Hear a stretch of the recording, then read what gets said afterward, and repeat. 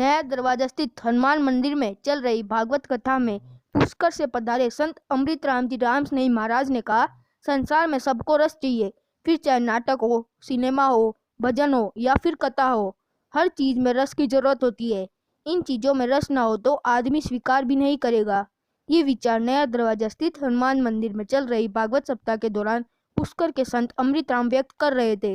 उन्होंने कहा, रासलीला में शामिल वे लोग हो सकते हैं जिन्होंने वासना और रसना पर विजय प्राप्त कर लिया हो, जिन्होंने आसुरी संपदा पर विजय प्राप्त कर लिया हो।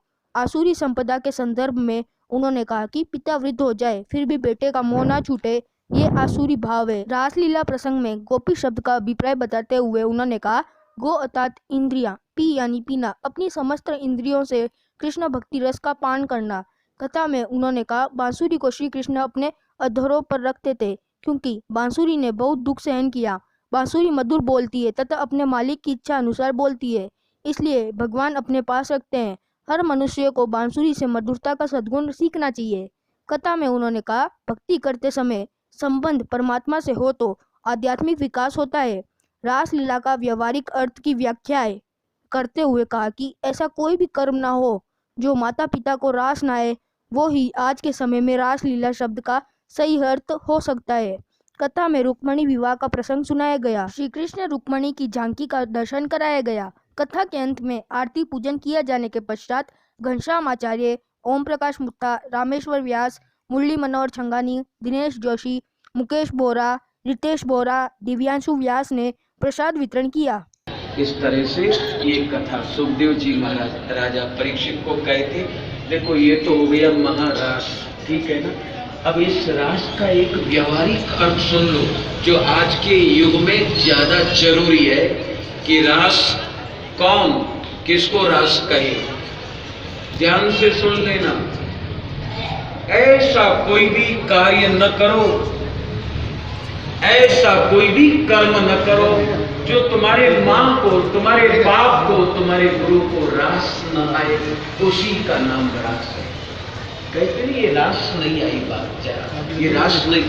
ऐसा कोई भी कर्म न करे जो कर्म तुम्हारी माता जन्म देने वाली उसको रास न आए, उसको अच्छा न लगे। ऐसा कोई कार्य न करो जो तुम्हारे बाप को रास न आए, आचार्यों को रास न आए, उसका नाम है रास। ऐसा कोई कर्म न करो जिस कर्म को करने से माता पिता गुरु को वो कर्म रास न आए, उसका नाम रास है। बाकी सब कथाएं हैं, बहुत सुंदर बातें, लेकिन आज के युग में मानव के भीतर में उसके आचरण में जो चीज आना चाहिए वो बात ये बैठना जरूरी है। अच्छा लगे तो स्वीकार करना, न लगे तो कोई बात नहीं, हमारी चीज हमें वापस लौट गई देना।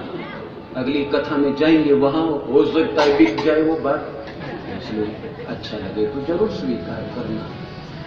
राजा श्री परीक्षित ने भगवान सुखदेव से पूछा कि ये तो पराई स्त्रियों के साथ में नृत्य करते हैं, तो ये तो धर्म की स्थापना के लिए भगवान का अवतार हुआ, लेकिन अधर्म का कार्य कर रहे हैं। तो सुखदेव ने कहा, मैंने पहले ही तेरे को राजा कह दिया था कि श्री कृष्ण कथा है, इसको श्रद्धा से सुनना, संदेह रख करके यदि सुना तो 7वें दिन वो नाक डंक मारेगा। ये तो बाद की बातें, ये संदेह का तक्षक नाक तेरे को पहले काट लेगा और तू मारा जाएगा। श्री कृष्ण चरित्र है, उसको श्रद्धा से सुनना है, श्रद्धा से सुनना है।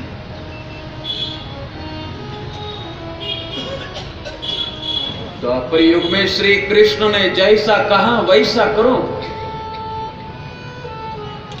श्री कृष्ण ने जैसा किया वैसा करोगे तो जेल जाना पड़ेगा। जैसा भगवान ने किया है वैसा यदि करना है तो त्रेता युग में राम ने जैसा किया वैसा करो। राम सुबह जल्दी उठते, तुम भी जल्दी उठो। राम सुबह जल्दी उठ करके मात पिता गुरु ना वही माता, माता को प्रणाम करते, पिता को प्रणाम करते, गुरु को प्रणाम करते। प्रभु ने जैसा किया वैसा यदि करना चाहते हो तो ये करो। भगवान ने जैसा किया वैसा यदि करना चाहते हो तो शिव ने जहर पिया, थोड़ा पी करके बताओ ना। कृष्ण ने जैसा कहा वैसा करो, कृष्ण ने जैसा किया वैसा करोगे तो फंस जाओगे बुरी तरह। कृष्ण ने गोपियों का वस्त्र हरण किया, चोरी किया। तुम यदि कोई स्त्री का वस्त्र छीनोगे तो बड़ी मुसीबत में फंस जाओगे। इसलिए कृष्ण ने जैसा कहा वैसा करो। उसने क्यों किया ये हम नहीं समझ सकते, हमारी बुद्धि से परे की वो चीजें हैं। श्रद्धा से उन चीजों को सुनेंगे तो समझ में आएगा, क्योंकि राम तर्क का विषय नहीं है, राम श्रद्धा का विषय। कृष्ण तर्क का विषय नहीं है, कृष्ण श्रद्धा का विषय है। श्रद्धा से जो चीज समझी जाएगी, श्रद्धा उसमें लगानी चाहिए, वरना तो हालत हो जाएगी। तर्क वाली बात करेंगे ना तो एक कोई लड़का पढ़ने को गया और पढ़ाई करके आया, पढ़ाई का उसको बड़ी गर्मी चढ़ गई थी। माँ के पास में आया और माँ ने कहा कि बेटा तू पढ़ाई करके आया है तो चल ले, थोड़ा जलपान कर ले, कुछ खा पी ले। तो ऐसे में कहा कि हाँ जलपान करूं, लेकिन माँ ने उसको 2 लड्डू प्लेट में रखे और कहा कि थोड़ा सा नाश्ता कर ले, जलपान कर ले। तो ऐसे में वो पढ़ाई करके आया, वो कहता है माँ से कि पहले आप ये बताओ माता कि ये लड्डू कितने हैं? तो कहा 2 है। बोले सिद्ध करो कि ये 2 है। पढ़ाई करके आया ना, बेवकूफ है, पढ़ाई करके आया, सिद्ध करो कि ये 2 है। अरे बोले सिद्ध क्या करना, 2 लड्डू है। तो ऐसे में कहा नहीं सिद्ध करो। बोले मेरे को सिद्ध विद्ध नहीं आता, मैं पढ़ी लिखी नहीं। तो ऐसे में उसने कहा माँ से कहा कि मैं सिद्ध। माँ ने कहा कितने लड्डू है? बोले मैं तो ये कहता हूँ कि लड्डू 3 है। अरे बोले 2 लड्डू है, 3 कहाँ से? मैंने 2 दिए प्लेट में रखे मेरी आंखों के सामने। बोले मैं सिद्ध करके बता सकता हूँ। बोले बता।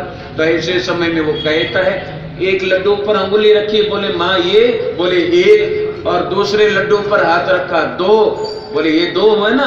बोले 2 और ये 1, 3 सिद्ध कर दिया मैंने।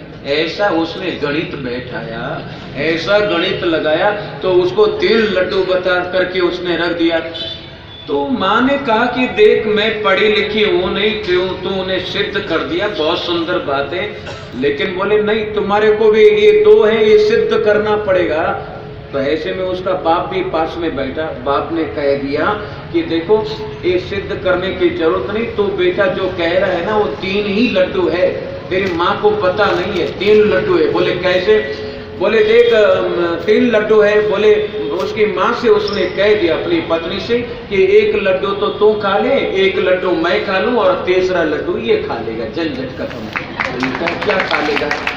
ये तर्क तो ऐसा है, हाथ में कुछ लगता नहीं, कुछ मिलता नहीं है। इसलिए राम तर्क का विषय नहीं है, राम श्रद्धा का विषय है। राम अतर्क बुद्धि मन बानी, मत हमार असुनहु भवानी। इसलिए श्रद्धा से ये कथा श्रवण करना, ठीक है ना?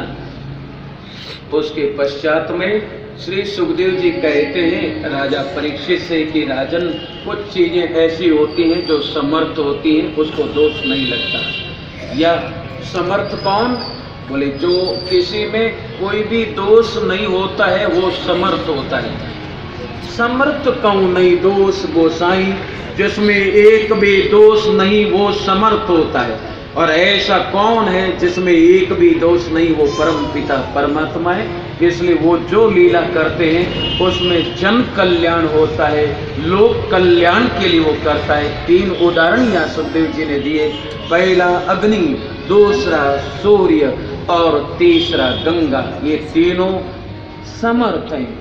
गंगा में हम स्नान करने को जाते हैं और आप लोग शालिग्राम की यदि पूजा करते हैं तो श्री गंगा जी में चांदी के कटोरे में जल लेकर के जिस धर्मशाला में ठहरे हैं धर्मशाला में आएंगे, ताला खोल रहे, उसको बर्तन को नीचे रखा गंगा जल जिसमें है, और उसी समय कोई सुअर आकर के मुंह डाल देता है तो उस गंगा जल से क्या आप स्नान कराएंगे शालिग्राम की? नहीं कराएंगे, क्योंकि वो जल अशुद्ध हो गया। लेकिन गंगा में यदि देखो तो महाराज मुर्दे बह रहे हैं और हड्डियों का ढेर बह रहा है और सूअर बह रहे हैं, तो भी आदमी स्नान करता रहता है, हर हर गंगे, हर हर गंगे। क्यों? उसका वजह है कि वो महाराज गंगा समर्थ है और ये पानी गंगा से अलग हो गया ना, इसलिए असमर्थ गंदा हो गया है। इसी तरह से गंगा जल है वो समर्थ है, सूर्य समर्थ है, सब चीजों को के ऊपर अपना रोशनी देता है, अच्छी बुरी सब चीजों पर किरण बिखेरता है, लेकिन असंपृक्त रहता है, उन चीजों से असंग रहता है, इसलिए वो समर्थ कहलाता है। तो भगवान सुखदेव ने कह दिया कि ये समर्थ है भगवान, इसलिए तुम्हें इसका दोष नहीं देखना चाहिए और श्रद्धा से भागवत कथा है वो श्रवण करना चाहिए। इस तरह से श्री सुखदेव जी महाराज ने आख्यान किया, आख्यान बताया। उसके पश्चात में श्री सुखदेव जी महाराज राजर्षि परीक्षित से कहते हैं कि कंस अपना काम जारी रखता है, अनेक असुरों को भेजता है और उसके मृत्यु के समाचार कंस को मिलते हैं। इधर देवर्षि नारद आए, देवर्षि नारद ने कंस को प्रेरित करके और धनुष मेला रचा। उसमें अक्रूर जी महाराज को कृष्ण और बलराम को लिवा लाने के लिए एक सुंदर सा सुवर्ण का रथ दिया, लाने को भेजा। अक्रूर जी महाराज भगवान श्याम सुंदर और बलदाऊ सभी सखाओं को लेकर के आए। यहाँ गोपियों के साथ में भगवान का वियोग होता है, विक्षोभ होता है। जब भगवान यशोदा मैया का गोपियों का विक्षोभ हुआ, जिस समय भगवान रथ पर आरूढ़ होकर के मथुरा आते हैं तो गोपियां रुदन करती हैं, हे दामोदर, हे कृष्ण, हे माधव, इन नामों का आश्रय करती हैं। मथुरा भगवान श्याम सुंदर आए हैं और यहाँ अक्रूर जी महाराज ने कंस को जाकर के कह दिया कि मैंने अपना कार्य कर दिया है, अब आप जानो, आपका काम जाने। रात्रि निवास किया, सुबह का समय रंग भूमि में महाराज भगवान को जाना है, बाबा से आज्ञा लेकर के रंग भूमि की तरफ प्रवेश करते हैं। कथा कहते हैं कि रास्ते में रजक है, उस रजक का उद्धार किया, सुदामा माली पर अनुग्रह किया, कृपा किया, और कोवलिया पेड़ नाम का जो हाथी है, धनुष है, वो धनुष को कोई तोड़े ना, उसके सुरक्षा में रखा गया। कोवलिया पेड़ नाम के हाथी का उद्धार भगवान ने किया, सभी सखाओं को लेकर के, और रंग भूमि है, उस रंग भूमि में प्रवेश किया। भगवान ने जिस समय रंग भूमि में प्रवेश किया, कोवलिया पेड़ हाथी का वध करके और महावत का वध करके रंग भूमि में प्रवेश किया, तो भगवान के स्वरूप को देख करके जिसके मन में जैसा भाव आया वैसा भगवान दिखाई दिए। झांकी रही भावना जैसी, प्रभु मूर्ति देखी तिन तैसी। यहाँ रंग भूमि में सलतोष्ण मुष्टिक चाणूर जैसे बलशाली राक्षस पहले से युद्ध की तैयारी कर रहे थे। युद्ध के बिगुल बजे, भगवान श्री कृष्ण को ललकारा चाणूर ने, मुष्टिक ने। भगवान ने युद्ध किया, चाणूर का युद्ध के मैदान में वध करते हैं, मुष्टिक का वध करते हैं। बलराम जी महाराज ने भी सलतोष्ण का वध किया। कंस बहुत ऊंचाई पर बैठा है। कंस ने जब देखा कि मेरे बड़े बड़े असुर है, उसका उद्धार भगवान ने कर दिया, तो ऐसे में कृष्ण की निंदा करने लगा। बेजड़ की रोटी खाने वाला, गैया चराने वाला आदमी के कुछ वश में नहीं आता है तो बस निंदा का वो सहारा लेता है। कंस ने निंदा का सहारा लिया। भगवान कंस के उस मंच की ओर बढ़ते हैं, ऊपर चढ़े, कंस सिंहासन पर बैठा है। भगवान ने कंस के सिर के बालों को पकड़ा और पकड़ करके जब खींचने लगे तो कंस ने कहा, अरे केशव, मेरे केस दर्द कर रहे, सिर दर्द कर रहा है। तो उस समय केशव भगवान कहने लगे, अरे कंस, जिस समय देवकी ने देवकी के बाल तो ने खींचे थे, उस समय देवकी ने भी कहा था भैया मेरा सिर दर्द कर रहा है, ये बाल मत नोच, लेकिन तेने एक नहीं सुनी। मैंने एक बार नहीं, दो बार नहीं, शास्त्रों में हजारों बार कहा। कंस ने कहा, क्या कहा? तब भगवान कहने लगे, सर्वधर्मान परित्यज मामैकम शरणं व्रज, अहम त्वाम सर्व पापेभ्यो मोक्षयिष्यामि मा शुचा। अनेकों बार कहा, लेकिन तेने सुना, अनसुना कर दिया। इस तरह से भगवान ने कहा कि अरे दुष्ट, मैं तुम्हें सजा दूंगा। भगवान वो बाल पकड़ करके, जैसे रस्सी में बॉल बांध करके और कोई लड़का उसको फेंकता है, ऐसे ही कंस के बाल पकड़ करके और उसी के मंच पर उसको पछाड़ दिया। कंस के शरीर से चेतना निकली, भगवान श्री कृष्ण के भीतर में चेतना समाहित हो जाती है। देवताओं ने आकाश मार्ग से पुष्पवृष्टि किया, आदित्य बजाए। बोलिए कृष्णचंद्र भगवान की जय। कृष्ण तो वही रस खान, बसो बन गोकुल गांव के द्वारन, जो पशु हो तो बसेरो करो नित, नंद की धैनु मजारन। वृंदावन में हमें वास मिले। आज भी वृंदावन में ऐसे हजारों लोग हैं जो जीवन पर्यंत वृंदावन में ही रहेंगे, ऐसा जिनका प्रण है, प्रतिज्ञा है। वृंदावन से बाहर निकलते नहीं साधु संत।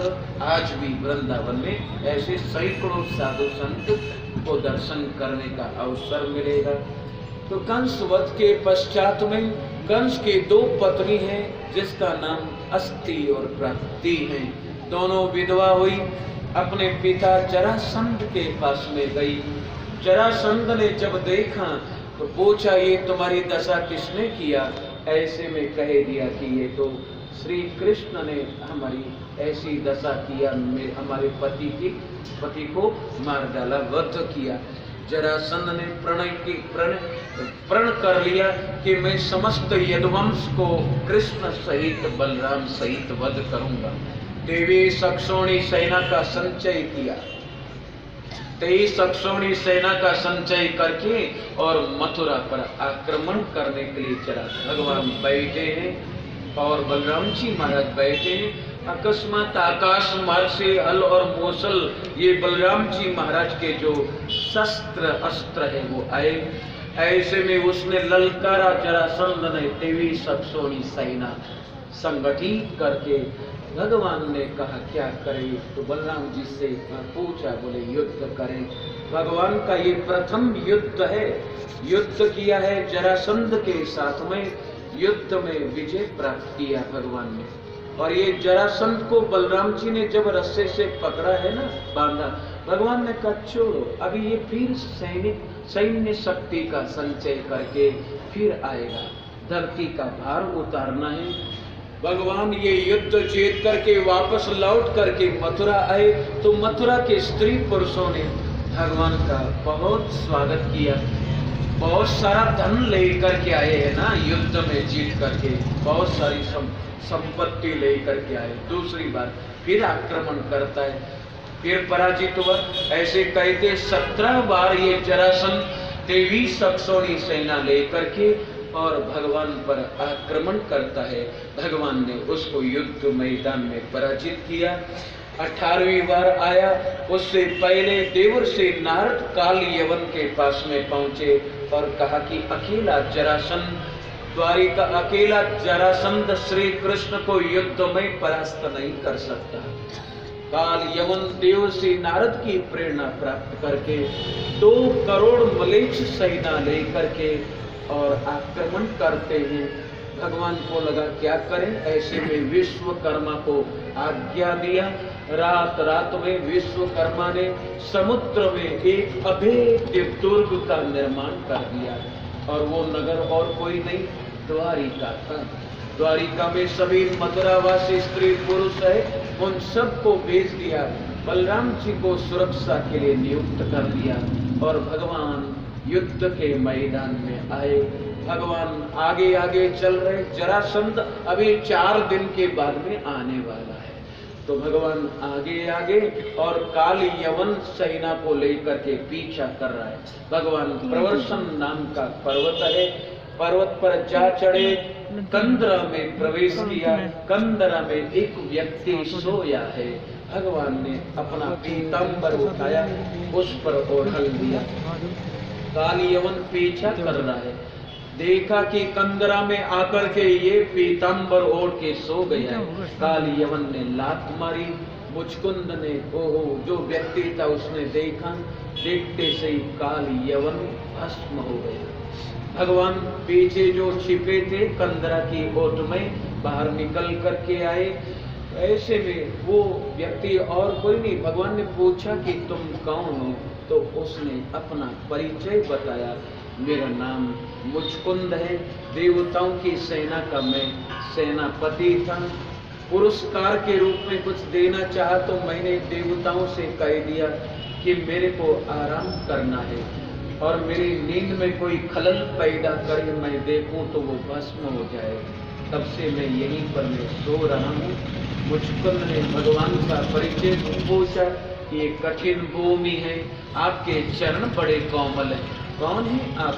तब भगवान ने कह दिया द्वारिकाधीश में। भगवान कहने लगे कि मुचकुंद को कि मेरे अनेक जन्म हो गए, हर युग में अलग अलग रूप में आता हूँ। इस युग में, द्वापर युग में कृष्ण रूप में मैं आया हूँ। भगवान को पहचान करके मुचकुंद भगवान की शरणागति हो जाते हैं। मुचकुंद को भगवान भक्ति का आशीर्वाद प्रदान कर देते हैं और उसके बाद में वापस लौट रहे हैं, लेकिन जरासंध आ गया। ऐसे में बलराम जी भी भगवान के साथ में आ गए हैं ना, तो महाराज ये जरासंध है वो पीछा करता है। भगवान फिर से पर्वत के ऊपर जा चढ़े और ऐसे में बहुत खोजा जरासंध ने, सेना ने, लेकिन भगवान मिले नहीं। तो ऐसे में वो पर्वत को ही जरासंध ने आग लगा दिया और वापस अपने राज्य को लौट आया। पर्वत से छलांग लगाई दोनों भ्राताओं ने और वापस दोनों भाई राम, बलराम, श्याम और बलराम दोनों वापस द्वारिका की भूमि पर आ गए। ब्राह्मण को बैठाया और रास्ते में चल रहे हैं। बड़े भैया बलदेव मिल गए। बड़े भैया ने कन्हैया से कहा, अरे कन्हैया कहाँ जा रहे हो? कन्हैया कहाँ जा रहे हो? कन्हैया कहने लगे कि भैया वहीं जा रहे हैं। अरे वहीं कहाँ जा रहे हो? कलकत्ता जा रहे हो कि बंबई जा रहे हो? कहाँ जा रहे हो? तो फिर बलराम जी को पता चला, ओहो अब पता चला है तुम कुंडिलपुर जा रहे हो, रुक्मणी के स्वयंवर में जा रहे हो। मैं भी पीछे सेना की टुकड़ी लेकर के चल। ऐसे में रुक्मणी जी, ऐसे में भगवान द्वारिकाधीश रथ पर बैठ करके और कुंडिलपुर आए। भगवान द्वारिकाधीश पधारे हैं। राजा भीष्मक ने स्वागत किया भगवान का और पवित्र स्थान में उनको रोका है। अभी तक ब्राह्मण देवता आए नहीं है ना, और मन बड़ा व्यथित हो रहा है रुक्मणी जी का। इधर रुक्मणी की तमाम जितनी भी सखियां थी, उन सखियों ने दिन के समय में रुक्मणी जी का बड़ा सुंदर दिव्य श्रृंगार किया है। आइए जरा हम दर्शन करेंगे श्रृंगार का। ऐसे वर को क्यों करो जो जन्मे और मर जाए, बरबरिए गोपाल जी जिनसे जुड़ लो। आओ मेरी सखियों मुझे मेहंदी लगा दो, आओ मेरी सखियों मुझे मेहंदी लगा दो, मेहंदी लगा तो मुझे ऐसी सजा दो, मेहंदी लगा तो मुझे ऐसी सजा दो, मुझे श्याम सुंदर की दुल्हन बना दो, मुझे श्याम सुंदर की दुल्हन बना। आओ मेरी सखियां मुझे मेहंदी लगा दो, आओ मेरी सखियां मुझे मेहंदी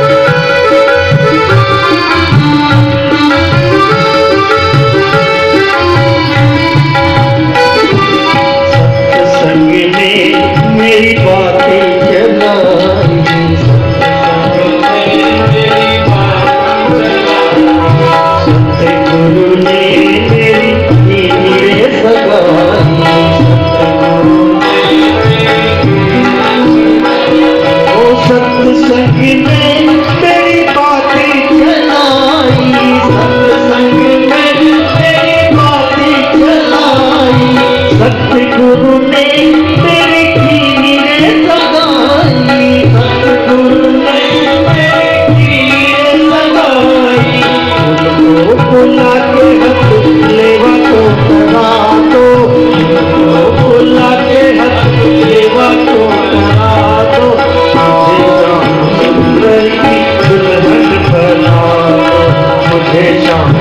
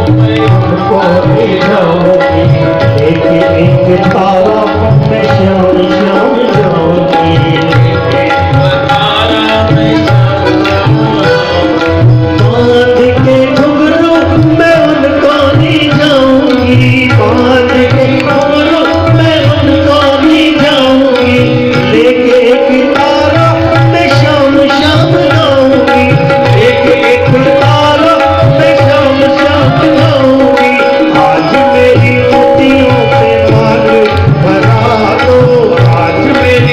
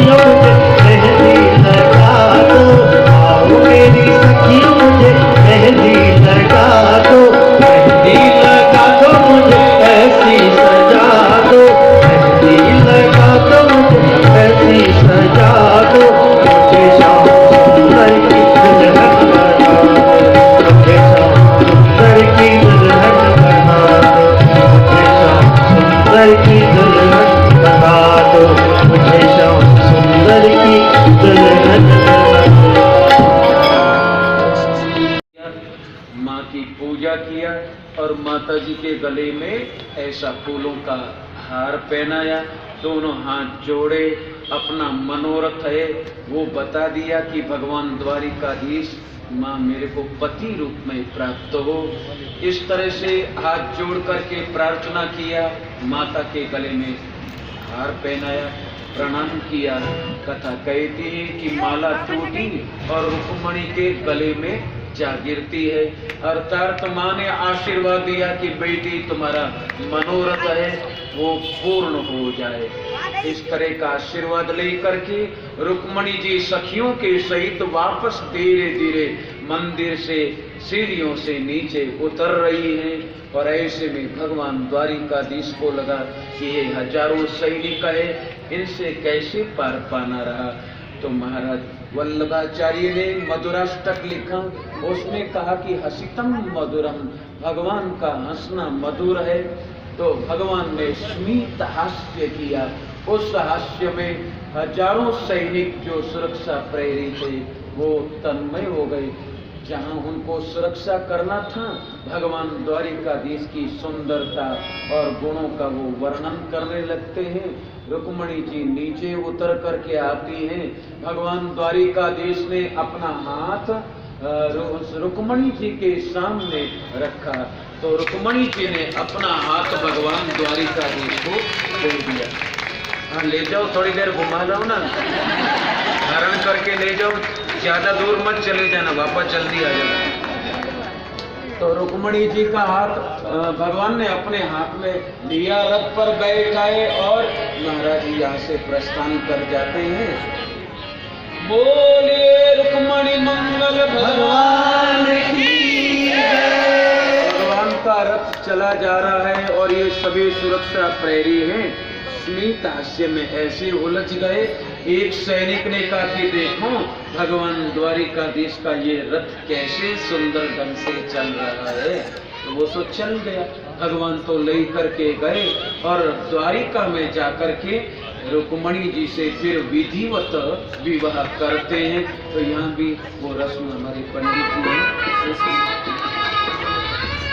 बिहार में हम सभी लोग प्रवेश करें उससे पहले 1 मिनट का है संकीर्तन कर लेते हैं। मेरी माताओं बहनों भाइयों, कल कथा को पूर्ण होती है, विश्राम है, संध्या के 4 बजे कथा को विश्राम देंगे। आप सभी लोगों से प्रार्थना है कि आप सभी लोग कल की पूर्णाहुति में जरूर सम्मिलित में, जिनको सोचना है उन सभी को सोचना चाहिए। मोहे प्यारो लागे सांवरिया, मोहे प्यारो लागे सांवरिया, मोहे प्यारो लागे सांवरिया। देवकी नंदन सांवरिया,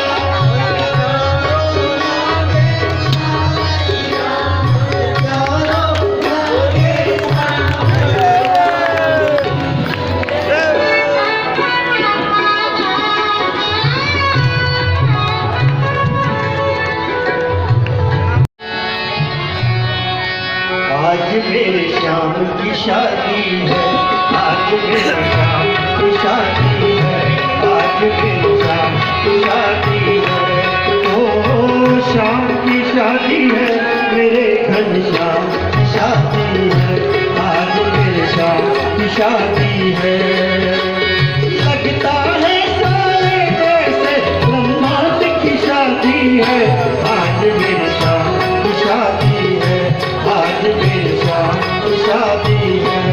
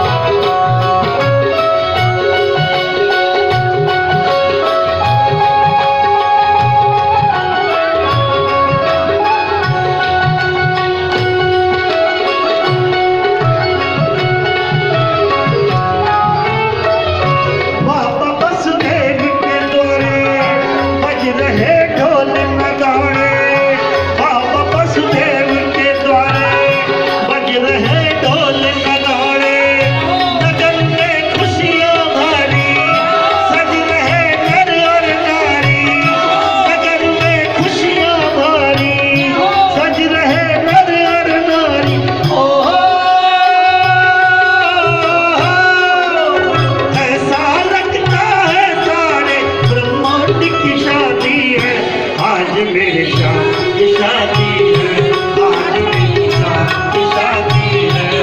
ओ श्याम की शादी है, मेरे भगवान की शादी है, आज मेरे श्याम की शादी है।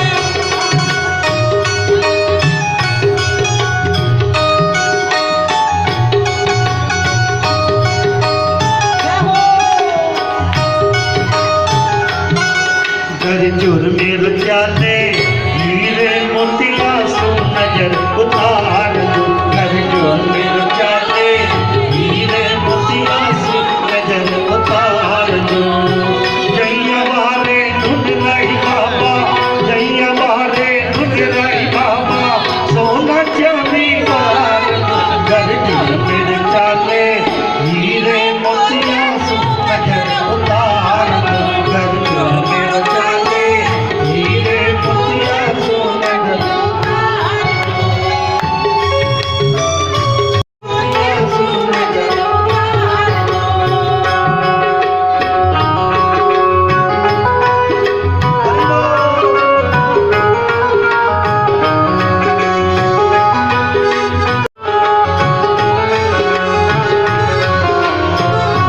तेरा किसने किया सिंगार सावरे, तेरा किसने किया सिंगार सावरे, किसने किया सिंगार सावरे, लगे दुल्हा सा सिंगार सावरे, तेरा किसने किया सिंगार सावरे, तेरा किसने किया सिंगार सावरे।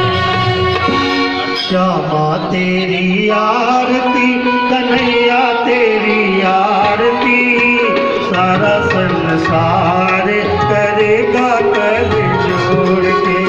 श्यामा तेरी आरती, कन्हैया तेरी आरती, सारा संसार करेगा कर जोड़ के। सिर पर सोना मुकुट विराजे, गले में रंगती माला साजे, और फूलने के हार, और फूलने के हार करेगा कर जोड़ के।